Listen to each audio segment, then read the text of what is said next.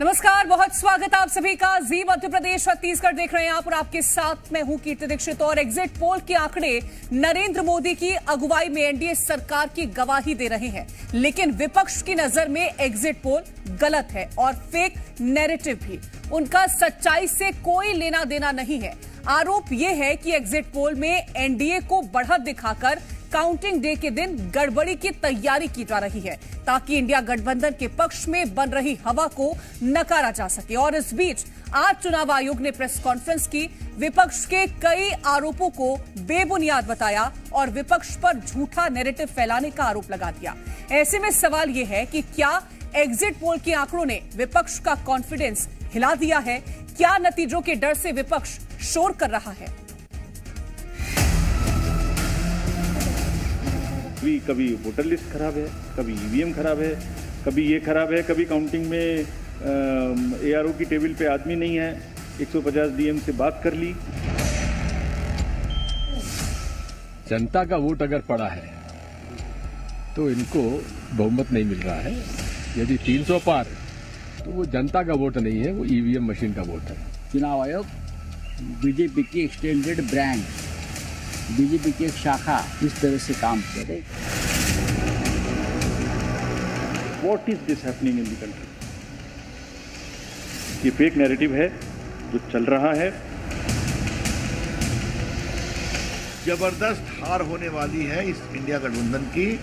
ये बिखरने वाला है 4 तारीख के बाद। ये मोदी जी का पोल है, फैंटेसी पोल है उनका। कितनी आ रही है आपके हिसाब से? सिद्धू मूसेवाला का सॉन्ग सुना आपने? 295। पता नहीं कौन देश में पाएंगे, लेकिन लोग पाएंगे, किसी और देश में जरूर पाएंगे। polls are giving majority to NDA. We just have to wait and see. 295 plus सांसदों के साथ हम सरकार बनाने जा रहे हैं। मुंगेरी लाल के हसीन सपने देखना बंद कर दे कांग्रेस, जनता के जनादेश को स्वीकारे।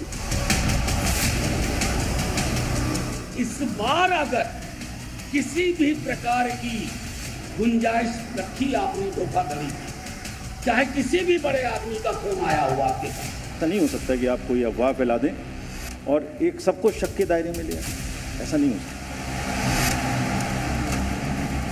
उनके समय समय पे बूथ मैनेजमेंट का काम कर रहे हैं, वही एग्जिट पोल मैनेजमेंट के लिए आए हैं। वो माहौल बना रहे हैं, विपक्ष के लोगों को डराना चाहते हैं। अब बिना जमीन की जमींदारी और बिना जनाधार की जागीरदारी के जुआड़ी जंग में ये लगे हुए हैं और इनको भी इस बात का अच्छी तरह एहसास है कि इनकी जमीन पूरी तरह से खिसकी हुई है। तो विपक्ष में शामिल कई पार्टियों के नेता अपने अपने तरीकों से हार का बहाना ढूंढ रहे हैं और कभी इलेक्शन कमीशन तो कभी ईवीएम पर निशाना साध रहे हैं, जिसको लेकर देश में सियासी वार पलटवार जारी है। अब चुनाव आयोग ने भी आज इसका करारा जवाब दिया है। रिपोर्ट देखिए। यदि 300 पार तो वो जनता का वोट नहीं है, वो ईवीएम मशीन का वोट है।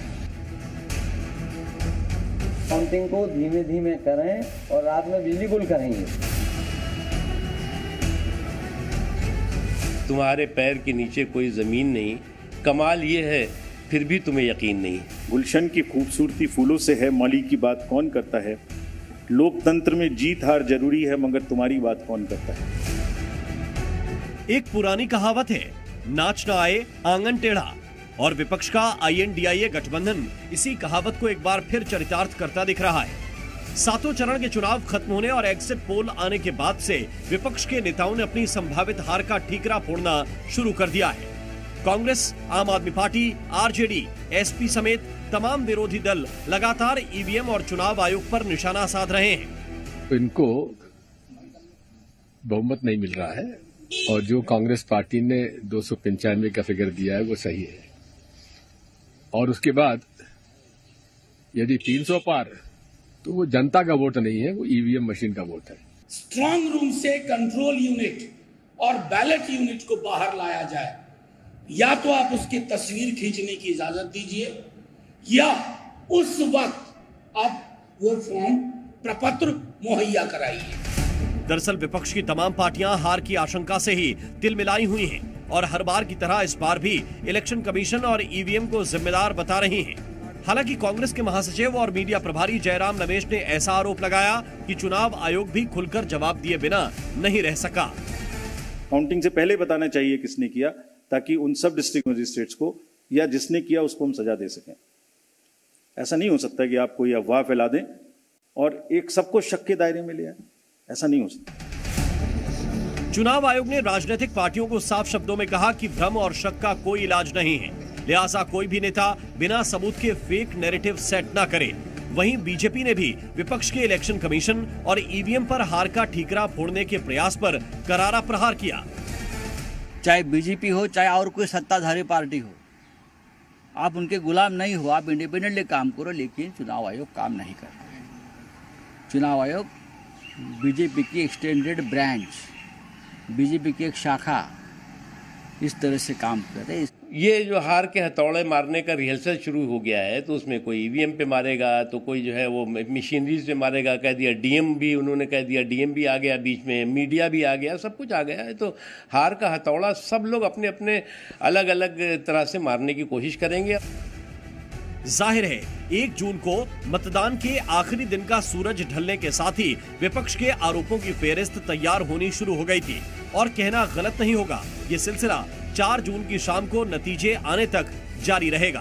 ब्यूरो रिपोर्ट, जी मीडिया। तो विपक्षी दल चुनाव आयोग पर हार का ठीकरा फोड़ रहा है, सही से काम करने का आरोप लगा रहा है, मगर इन दोषारोपण के बीच राजनीतिक दल इलेक्शन कमीशन की उस मेहनत को भूल रहे हैं जो करीब 1.5 महीने तक चले चुनाव के दौरान की गई। आपको बता देते हैं कि मतदान कराने में 10,50,000 बूथ बनाए गए, करीब 30 से 35 लाख मतदान अधिकारी, 1.5 करोड़ पोलिंग और सिक्योरिटी पर्सनल तैनात किए गए हैं, 68,763 मॉनिटरिंग टीम लगाई गई, 135 स्पेशल ट्रेन चलाई गई और करीब 4 लाख गाड़ियों का इसमें इस्तेमाल भी किया गया। चुनाव आयोग की इस मेहनत का ही नतीजा है कि भारत में रिकॉर्ड तोड़ वोटिंग हुई। इलेक्शन कमीशन के मुताबिक भारत में 642 मिलियन वोटर्स का विश्व रिकॉर्ड बनाया गया है, यानी 2024 के चुनाव में 64.2 करोड़ लोगों ने वोट डाला।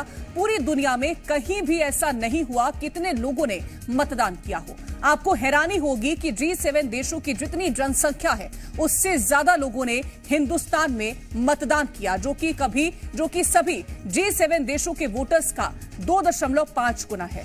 यही नहीं, भारत ने 312 मिलियन महिला वोटर्स का विश्व रिकॉर्ड भी बनाया हुआ है।